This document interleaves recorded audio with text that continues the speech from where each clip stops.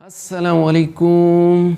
आज इस वीडियो में हम शुरू करेंगे फर्स्ट ईयर के फिज़िक्स का फर्स्ट चैप्टर जो कि है मेजरमेंट्स।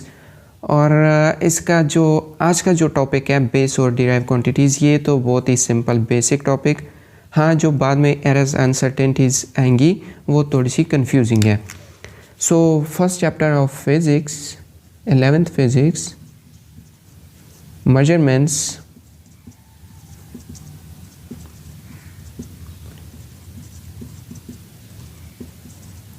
मेजरमेंट्स, ठीक है। और इसमें हम पढ़ेंगे SI units.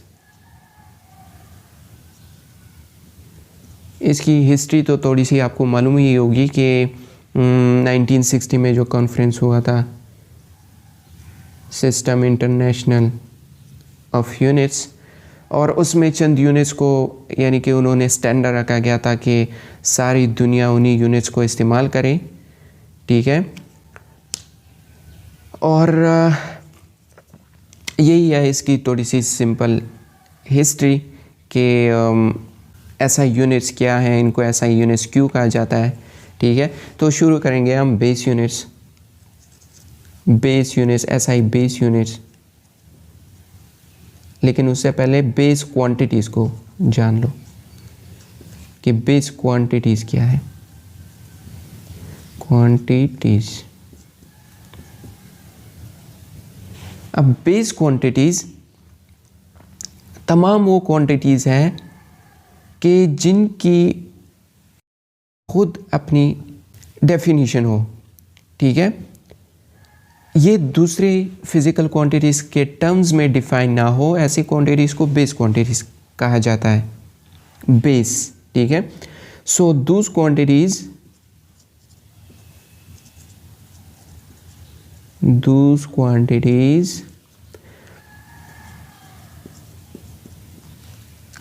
that are not defined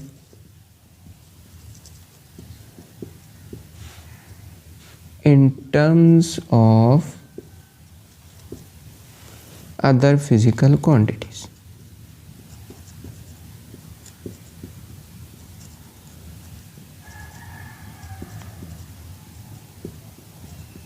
ठीक है।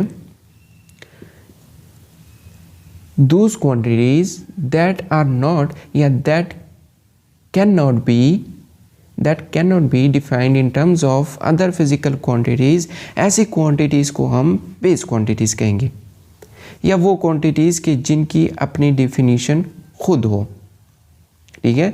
दूसरों की टर्म्स में डिफाइन ना हो कि जैसे कि लेंथ है तो हम ये कहें कि लेंथ डिराइव हुआ है मास से और टाइम से, मान लो, तो ऐसे हम नहीं कहते, बल्कि लेंथ की अपनी एक खुद डेफिनेशन होती है और ये दूसरे किसी भी फिज़िकल क्वांटिटी के टर्म में डिफाइन नहीं हो सकता। और ये इसी तरह भी डिफाइन कर सकते हैं कि दूस physical quantities which can not be derived from other physical quantities are called base physical quantities। और base physical quantities 7 हैं, अभी तक 7 base physical quantities हैं कि जिनको दूसरी quantities में हम डिफाइन नहीं कर सकते। वो है पहला तो लेंथ, ठीक है, और दूसरा मास, तीसरा टाइम, फोर्थ इलेक्ट्रिक करंट,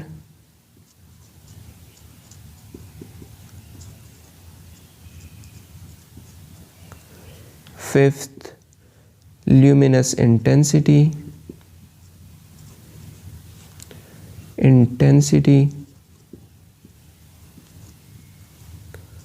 और टेम्परेचर, और सातवां अमाउंट ऑफ सब्सटेंस या मोल, सब्सटेंस, ठीक है।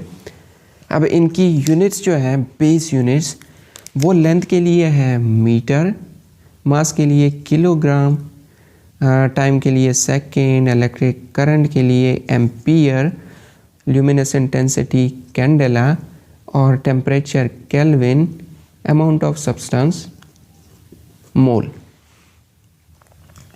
ठीक है, तो ये 7 बेस क्वांटिटीज़ है। इन क्वांटिटीज़ को हम दूसरी क्वांटिटीज़ के टर्म्स में डिफाइन या डिराइव नहीं कर सकते। मतलब कि लेंथ है वो किसी एक ऑब्जेक्ट की डायमेंशंस या उसका स्ट्रक्चर बताएगा कि उसकी लेंथ क्या है, उसकी विड्थ क्या है, उसका वॉल्यूम क्या है, उसका एरिया क्या है। और बाकी जितनी क्वांटिटीज़ है यानी कि बाकी 6, ये आपको फिज़िकल स्ट्रक्चर डायमेंशंस किसी भी ऑब्जेक्ट के नहीं बता पाएंगे। जैसे कि मास है, तो मास अगर ये 2 मार्कर्स हैं और आपने चलो ठीक है इन दोनों की जो डायमेंशंस है वो जान लिए और वो बिल्कुल बराबर है, लेकिन मास इसका मैटर क्या है वो बताएगा, यानी कि डेंसिटी क्या है। अगर ये मेटल से बना है और ये प्लास्टिक से, ठीक है, तो मास इन दोनों में डिफरेंशिएट कर सकता है और बाकी जितनी क्वांटिटीज़ है वो नहीं कर पाएंगे डिफरेंशिएट, ना लेंथ और ना बाकी, क्योंकि मास हमें बताता है कि इसका मैटर क्या है, ये किन चीज़ों से बना है, यानी कि इसकी डेंसिटी क्या है। और इसी तरह टाइम, ये तो ड्यूरेशन बताता है इंटरवल की, जो कि बाकी जो बेस फिज़िकल क्वांटिटीज़ हैं वो नहीं बता सकते और ना ही डिराइव हो तो वैसे भी नहीं बता सकते। इलेक्ट्रिक करंट ये ख़ुद में एक अलग सा बेस, और बाकी सारे इसी तरह। तो मतलब ये ऐसी क्वांटिटीज़ है बेस क्वांटिटीज़ की जो एक दूसरे पे बिल्कुल ही इंडिपेंडेंट है, ये एक दूसरे पे डिपेंड नहीं करती, ये खुद ही बजाते खुद में एक डेफिनेशन है, सेल्फ डिफाइंड है। ठीक है, सो यहाँ पे आप यूनिट्स को तो जानती ही होंगी, इन सारे मीटर को, केजी को, सेकेंड, एम्पियर, लेकिन यहाँ पे कैंडेला शायद आप ना जानते हो कि ये कौन सा यूनिट है। तो ल्यूमिनस इंटेंसिटी के लिए कैंडेला भी एक यूनिट है और ल्यूमिन्स भी। ठीक है, ल्यूमिन्स भी एक यूनिट है, लेकिन कैंडेला इसका ऐसा यूनिट है। ठीक है, और कैंडेला है कितना यूनिट्स, तो ये निकला है कैंडल से कैंडेला, यानी कि एक कैंडल जितनी रोशनी देता है वो एक कैंडेला के बराबर। और ल्यूमिन्स क्या है, ये भी ज़्यादा इस्तेमाल होता है, जैसे कि नॉर्मली जो आम सा बल्ब होता है जो कमरे में लगाया जाता है, उसकी 800, 700, 1000 इसी तरह के ल्यूमिन्स होते हैं, यानी कि इतनी इंटेंसिटी का लाइट वो दे सकता है। और कैंडेला ल्यूमिन्स के दरमियान जो रिलेशन है वो है कि 1 CD इज इक्वल्स टू 12.57 ल्यूमिन्स, यानी कि कैंडेला एक बड़ा यूनिट है, ल्यूमिन्स छोटा, और बाकी यूनिट्स को आप वैसे भी जानते हैं। और यहाँ पे अब कुछ लोग सवाल करते हैं कि यार ये मीटर क्यों है, सेंटीमीटर क्यों नहीं, मिलीमीटर क्यों नहीं, और ख़ास तौर पर इसका कि ये किलोग्राम क्यों रखा गया है, ग्राम क्यों नहीं, ऐसा ही नहीं।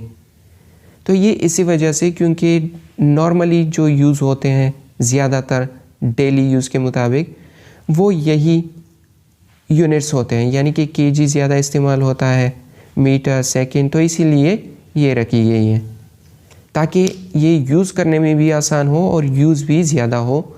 इसी वजह से ये यूनिट्स इस तरह से रखी गई है। यहाँ पे इसके साथ प्रीफिक्स भी लगा है, वरना होना तो ये चाहिए था कि ग्राम, लेकिन चूँकि आसान है यूज़ करने में तो इसी वजह से ये यूनिट्स रखी गई। ठीक है, सो डिराइव क्वांटिटीज़ करेंगे, बेस क्वांटिटीज़ में और कुछ नहीं बचा।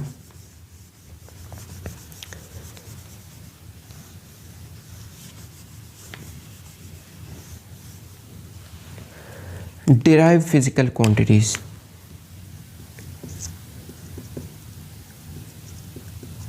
derived physical quantities।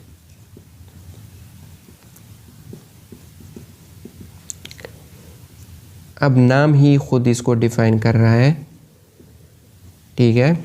सो डिराइव फिजिकल क्वांटिटीज़ वो तमाम वो क्वांटिटीज़ हैं जो बेस क्वांटिटीज से डिराइव हो, या वो क्वांटिटीज़ जितनी भी क्वांटिटीज़ है जो बेस क्वांटिटीज़ ना हो वो सारी डिराइव है, क्योंकि वो सारी बेस से डिराइव होंगी, ठीक है। इसी वजह से इन्हें डिराइव क्वांटिटीज़ कहा जाता है। सो दूस क्वांटिटीज़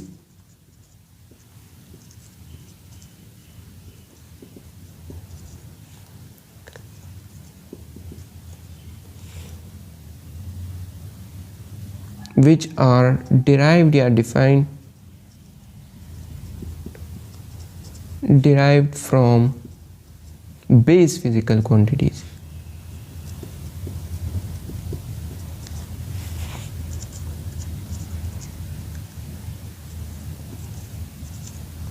ऐसी क्वांटिटीज़ को हम डिराइव फिजिकल क्वांटिटीज़ कहते हैं। कि those physical quantities which are derived या which can be defined in terms of other physical quantities are called derive physical quantities. बहुत ही सिंपल। और डिराइव फिजिकल क्वांटिटीज़ जैसे कि मान लो किसी एक एग्जांपल को, फोर्स को ले लो, फोर्स जिसका यूनिट है न्यूटन। अब ये किस चीज़ से बना है? किलोग्राम मीटर पर सेकेंड स्क्वायर। और एरिया ये बना है मीटर स्क्वायर से। यानी कि एक ही बेस क्वांटिटी अगर मल्टीपल्स में आ जाए, उस पर स्क्वायर आ जाए, क्यूब आ जाए, तो भी वो डिराइव को एक डिराइव क्वांटिटीज़ बना सकता है। या ज़्यादा मतलब डिफरेंट किस्म के, जैसे कि यहाँ पे मास, लेंथ और टाइम के जो बेस क्वांटिटीज़ हैं वो मिल के एक डिराइव क्वांटिटी बनाते हैं, तो ऐसा भी हो सकता है। या ऐसा भी कि एक डिराइव क्वांटिटी, एक बेस क्वांटिटी मिलके एक दूसरी डिराइव क्वांटिटी बनाते हो, जैसे कि ये है न्यूटन, यहाँ पे मीटर पर सेकंड स्क्वायर एक्सेलरेशन है और ये मास है। तो एक डिराइव क्वांटिटी और एक बेस क्वांटिटी मिलके एक दूसरी डिराइव क्वांटिटी बनाते हैं। सो इसकी एग्जांपल्स तो बहुत ही ज़्यादा हो सकती हैं। जितनी भी मतलब बेस के अलावा क्वांटिटीज़ हैं वो सारी डिराइव्ड हैं, ठीक है। अब डिराइव फिजिकल क्वांटिटीज़ में भी और कोई एक्सप्लेनेशन नहीं है इनकी, ये बहुत ही सिंपल टॉपिक्स थे फिजिकल क्वांटिटीज़, ठीक है। तो ये वीडियो यहाँ पे ख़त्म करते हैं क्योंकि इसमें ज़्यादा एक्सप्लेनेशन नहीं बाकी। तो मिलते हैं अगली वीडियो में अगले टॉपिक के साथ। तब तक के लिए अल्लाह हाफिज़।